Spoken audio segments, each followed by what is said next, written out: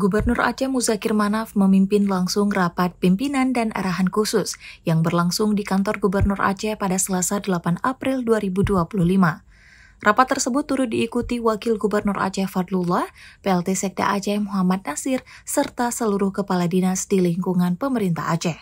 Dalam arahannya, Gubernur menekankan pentingnya menjaga integritas dalam pelaksanaan tugas terutama di lingkungan Satuan Kerja Pemerintah Aceh. Ia mengingatkan agar setiap pejabat berhati-hati dalam menjalankan program, menghindari potensi pelanggaran hukum yang dapat menghambat kinerja pemerintahan. Selain itu, Gubernur juga menyampaikan sejumlah poin strategis yang perlu menjadi perhatian bersama, antara lain perencanaan pembangunan yang tepat sasaran, percepatan investasi, dan penghapusan hambatan dalam perizinan.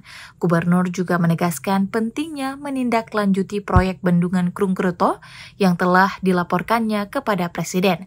Sementara itu, Wakil Gubernur Aceh Fadlullah dalam rapat tersebut juga menyoroti pelaksanaan haji tahun ini.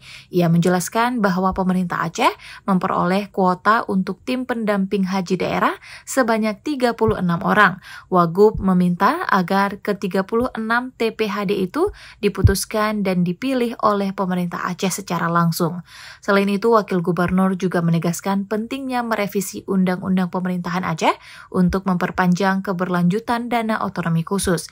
Ia meminta seluruh jajaran pemerintahan agar kompak dan sejalan dalam menyuarakan usulan ini ke pemerintah pusat dan DPR Republik Indonesia.